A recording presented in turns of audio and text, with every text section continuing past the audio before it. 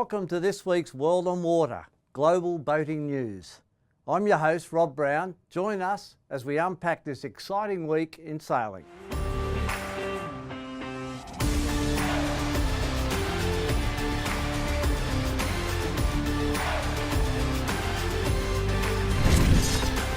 France and the ocean race go way back. Indeed, more French boats competed in the first race than any other nation.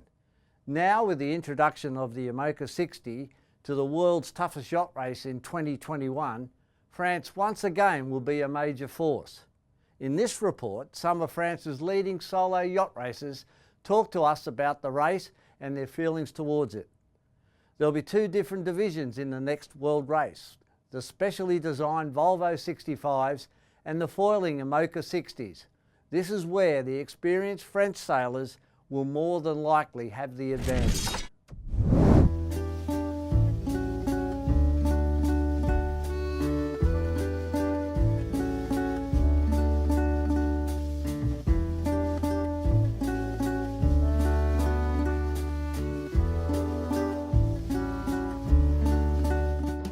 The ocean race for the French is a really strange race because we work a lot to do single end, and it's more popular in France. But for the sailors, I speak a lot with sailors, ocean race is maybe harder race, is maybe more difficult for two reasons. It's really a long race during 1 year, and the second is maybe sportively. It's a really high performance race, and it's different to sail with crew and alone.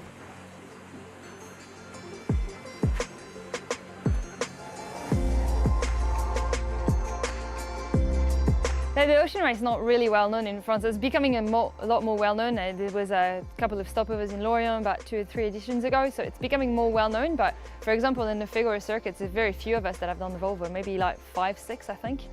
So it's getting more known, but hopefully with the new IMOCA 60 coming in the scene with the ocean race, it will bring more of the French across.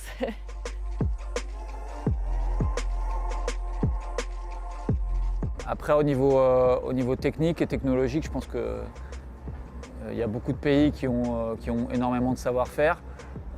Ici, par contre, on a les bateaux, quoi. On a les IMOCA.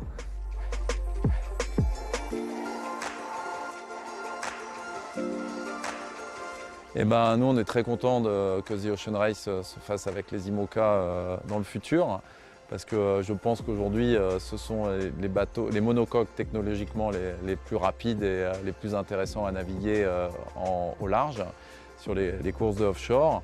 Et ben, voilà, on est très enthousiaste de cette décision, et ben, on espère être nombreux à accompagner The Ocean Race pour la prochaine édition.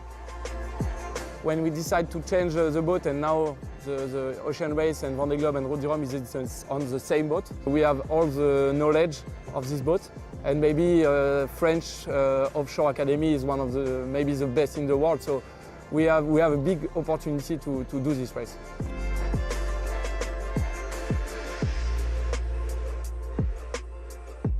I think the ocean race is something that the French and the French sailing community have discovered maybe over the last 8 years, since Frank and Grupama won in, when was it, 2012. And I think that's when maybe the French ocean racing world started to want to go and do the ocean race, and at the same time the people in the ocean race, the English-speaking world, realised that maybe there'd be some good crew members coming from the Figaro and well, from this French world.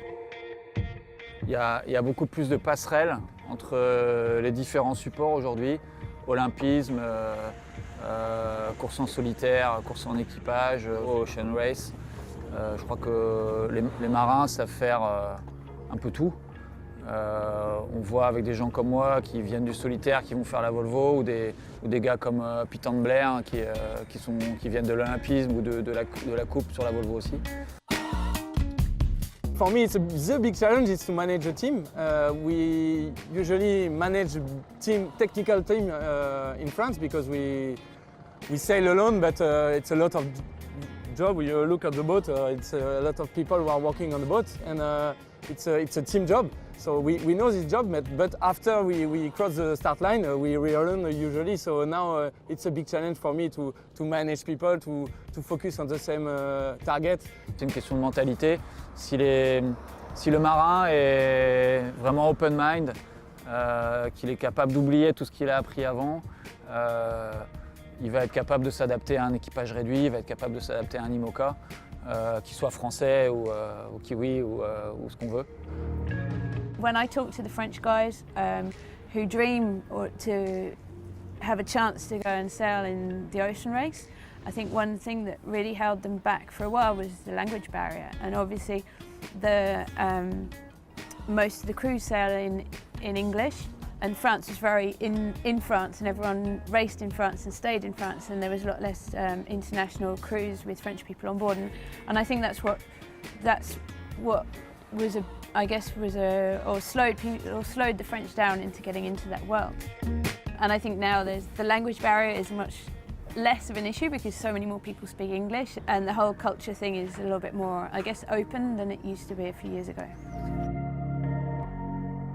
Si je devais préparer un bateau pour The Ocean Race, forcément j'essaierais de venir en France, de naviguer sur ces bateaux-là et d'essayer de m'associer à une des équipes françaises en vue du Vendée Globe, parce que les top teams sont ici, alors à part Alex qui est en Angleterre, mais voilà, j'essaierai de m'associer à une de ces équipes pour essayer de comprendre l'IMOCA rapidement et développer par la suite ou en même temps un nouveau bateau pour The Ocean Race. I think it's great to sort of mix those two. I'm lucky enough that I go between the two cultures, like, you know, Anglo-Saxon fully crewed and then single-handed or short-handed in France. But I think it would be really cool that those two cultures merge. So hopefully that's what the next race will do. 2 more races were completed on day 2 of the Australian Women's Keelboat Regatta, hosted by Royal Melbourne Yacht Squadron. 39 crews were confronted by a windy Port Phillip Bay, with Katie Spithill skippering Ocean Respect Racing coming out on top with another 2 wins, enjoying a clean sweep with 1 day remaining in the event. Spithill, a former match racing champion representing New South Wales, and her talented crew stuck to their winning strategy, scoring a 2-minute win in race 4 over the fast improving Schutzbar 38. Skippered by Jo Breen and her crew from Tasmania. Hot on Schutzbar 38's tail was Claire Heenan's Adams 10 Jungle Juice, representing New South Wales. Coming into day 2 was second overall on the leaderboard. The battle was really on for race 5, with Schutzbar and Jungle Juice sharing second place overall.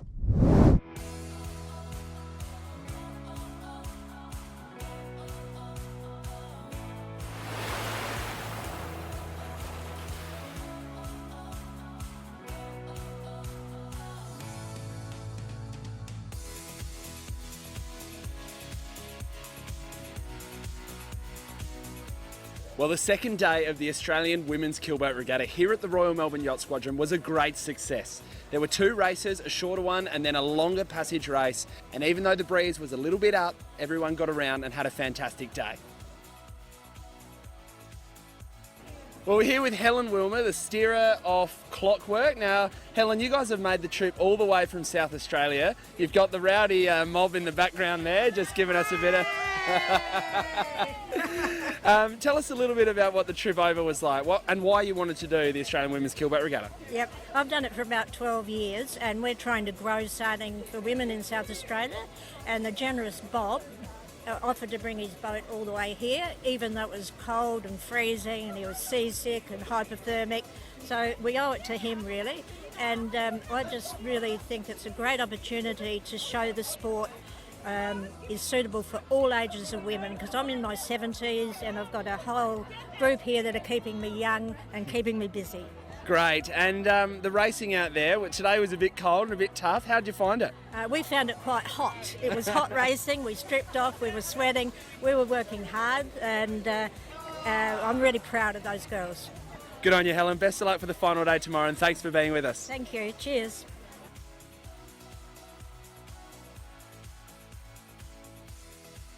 Well, we're here with Kirsten Norris, who's the skipper on Godzilla. Now, you're sailing in Division 1, Kirsten, in a really star-studded fleet, but your team's made up of all Defence Force personnel. Tell us a little bit about the boat and how you guys all got together. Yep, no worries. Yeah, we've got a team that's fully comprising of Defence Force personnel this year, all serving currently. We've got Navy, Air Force, Army, we've got all ranks, we've got officers, sailors, soldiers, airmen.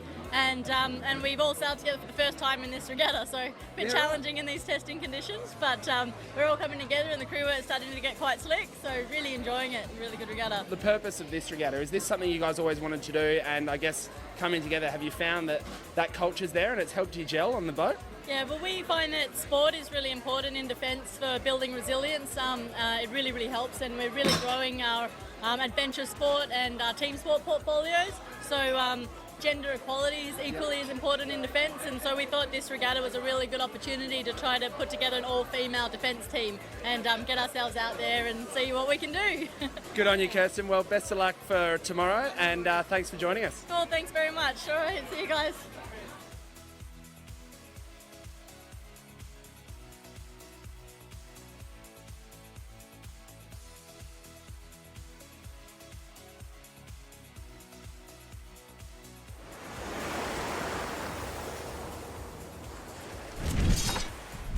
We now go to the Adris 44 Cup, where Hugo Lepik's Aleph Racing scored their third win out of 4 races, increasing their lead by 10 points. Fourth place in the final race of the day was enough to hand the French team with a well-deserved victory. This was a considerable step up from their bottom of the list result at the first 44 Cup event in Montenegro back in April.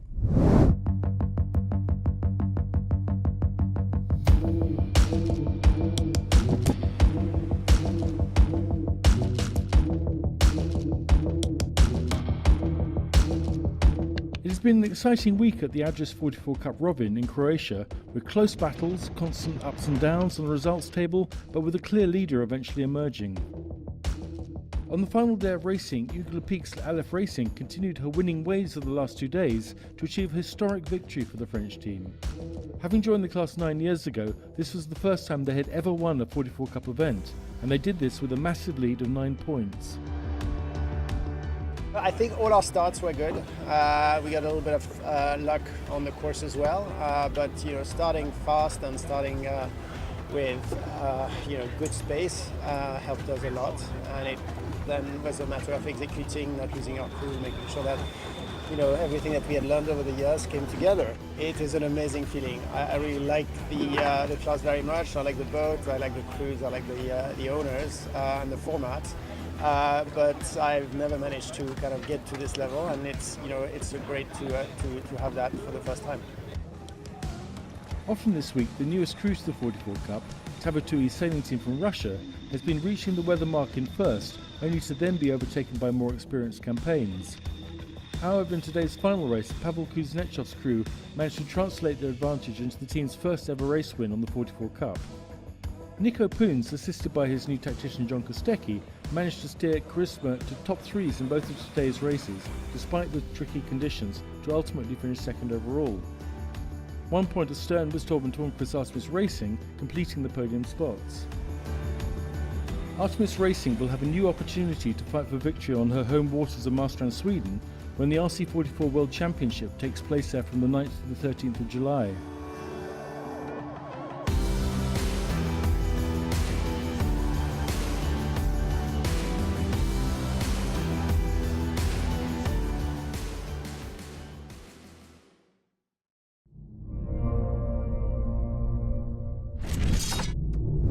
Former Finn World Master Champions Mike Meyer from the Czech Republic, Vladimir Kruskic from Russia, along with Simon Percival from Britain, took race wins on the opening day of the 2019 Finn World Masters in Scotia in Denmark. The fleet is split into 2 groups, and of the 4 races scheduled, only 3 were completed in an unstable and shifty easterly breeze. It was a tough day for the competitors and for race managers alike.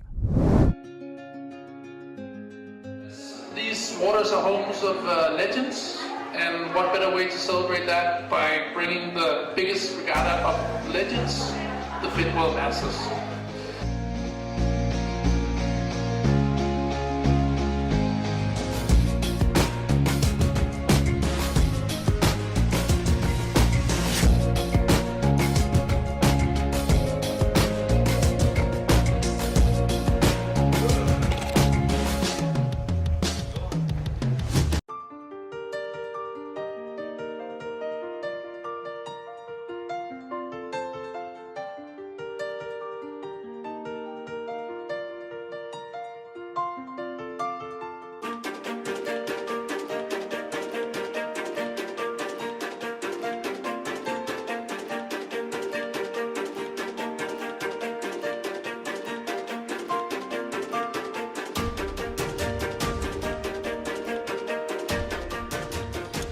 At the Masters, breeze has been very shifty, coming out the east.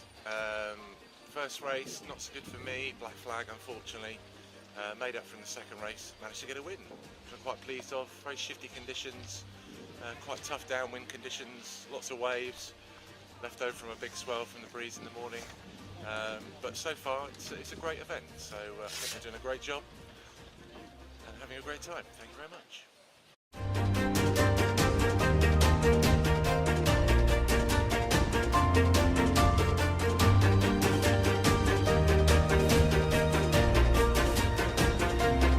This is my first master, probably not the last one. Actually, I'm enjoying it. The people are in great mood. The racing so far is being quite tricky, but we're enjoying it a lot. And hopefully we'll have a great week full of stories and tales and beer.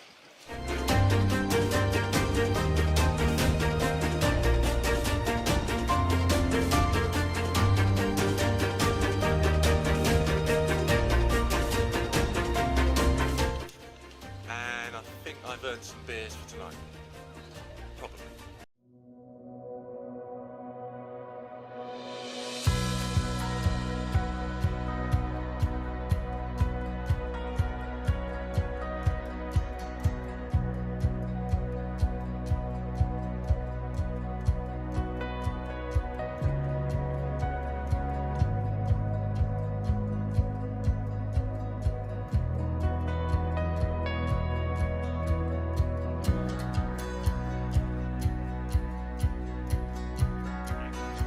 Hi there, it's day 2 of the Finn Master Worlds.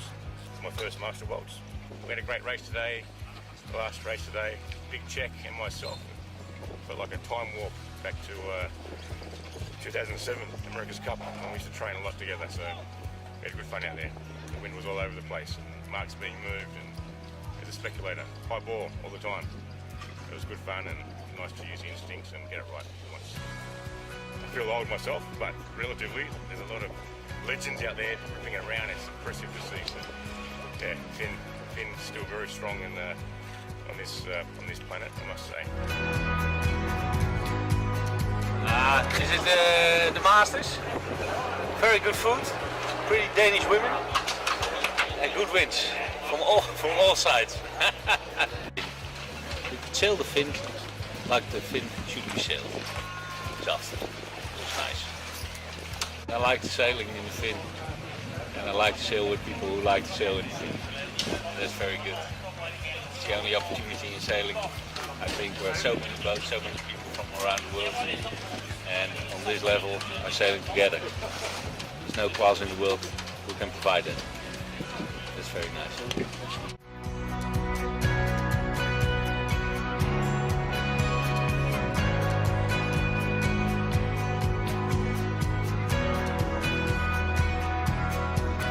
I feel like a young fella here, really.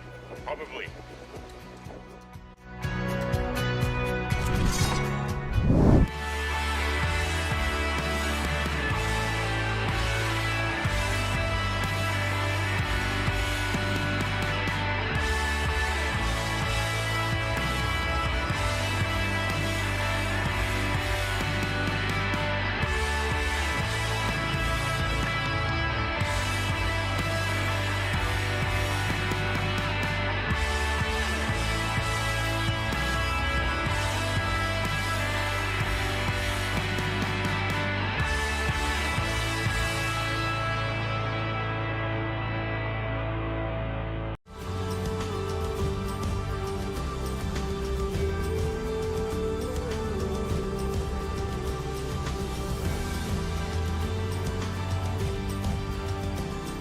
get so many great conditions.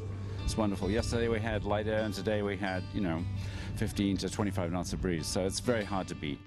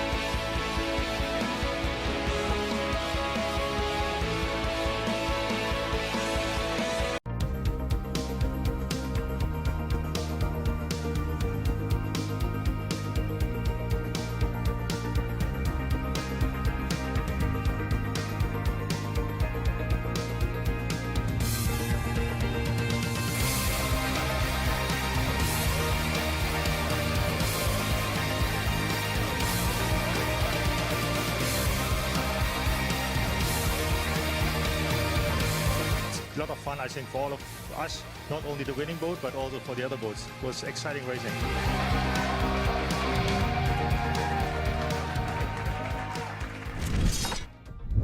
Well, that's it for this week's World on Water. I'm your host, Rob Brown, and please join us next Friday for all the boating action from all over the world.